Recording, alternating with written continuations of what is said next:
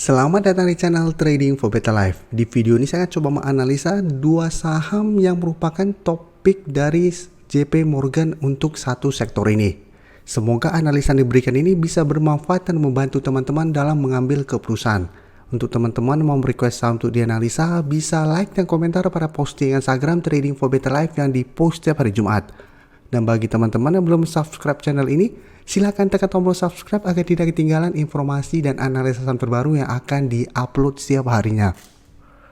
Saya akan mulai dengan membaca artikel berikut ini dengan judul CTRA dan P1 jadi topik dari JP Morgan.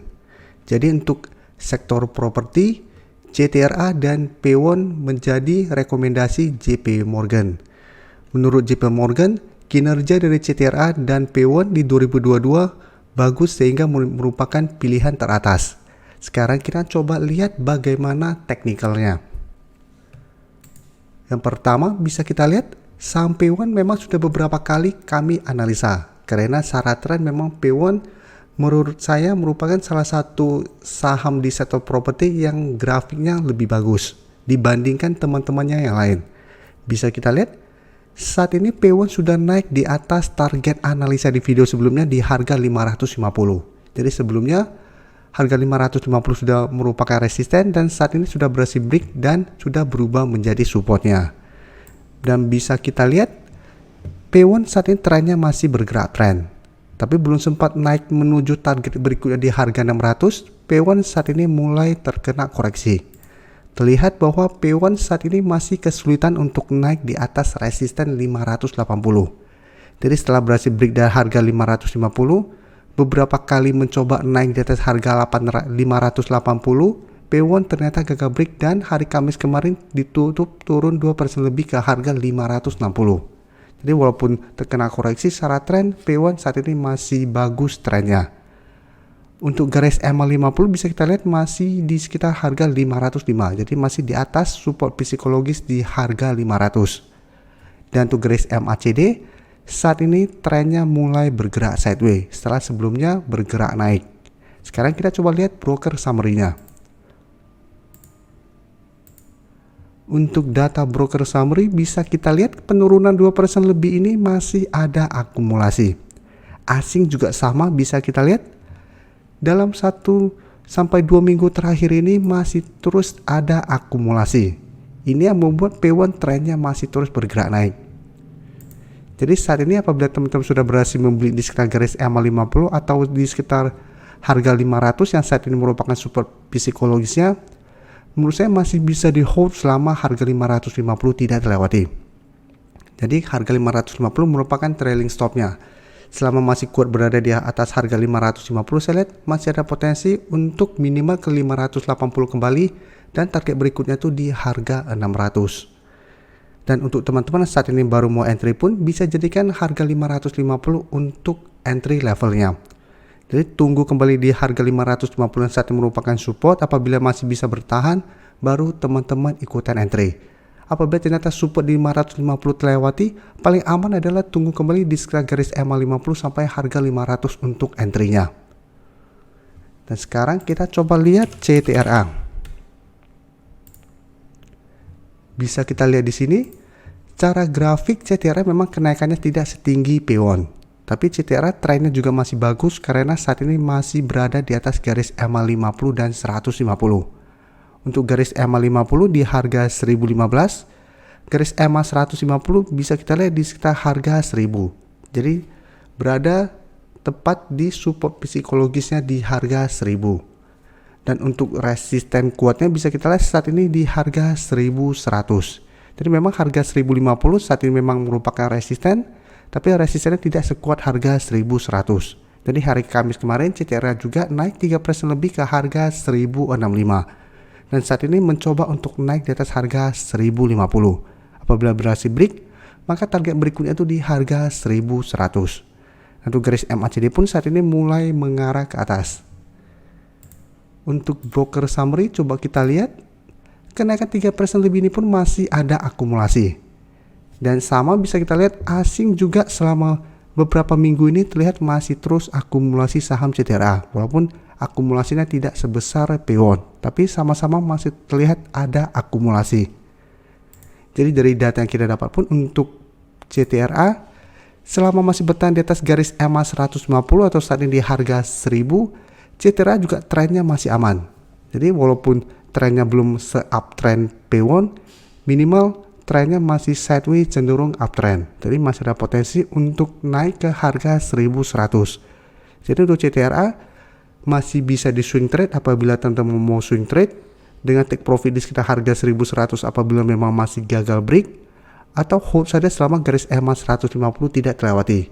Karena bisa kita lihat selama masih kuat berada di atas garis EMA 150 ini, CTRA masih ada potensi untuk mencoba break harga 1100. Apabila berhasil break, maka target berikut itu langsung di 1200. Jadi selama asing masih akumulasi, masih ada akumulasi dan secara tren pun masih bagus, CTRA juga menurut saya masih bisa di hold. Sekarang kita coba bandingkan dengan beberapa temannya di satu sektor yang sama, apakah memang CTRA dan P1 merupakan top pick jika kita bandingkan secara teknikal. Sekarang coba saya ganti ke BSDE. Bisa kita lihat secara teknikal atau secara grafik, BSDE saat ini trennya tidak sebagus CTRA dan P1 karena saat ini masih berada di bawah garis EMA 50 dan 150. Untuk garis EMA 150 saat ini tepat di harga 1000 yang merupakan resisten psikologis saat ini. Garis EMA 50 saat ini di sekitar harga 980. Sebelumnya BSDE memang sempat break garis EMA 50 dan 150, tapi bisa kita lihat pada saat menyentuh harga 1050, BSDE dua kali mencoba break, gagal break, dan saat ini kembali turun di bawah garis EMA 50 dan 150. Dan hari Kamis kemarin memang naik 1% lebih ke harga 965, tapi tetap masih berada di bawah garis EMA 50 dan 150. Jadi secara tren BSD belum sebagus CTRA dan P1. Jadi walaupun masih ada potensi untuk naik, tapi selama masih gagal naik melewati kedua garis EMA ini, BSD trennya masih sideways cenderung downtrend. Jadi masih ada potensi untuk turun mengetes support 950 atau malah lanjut turun menuju support kuat saat ini di harga 900. Untuk broker summary coba kita cek.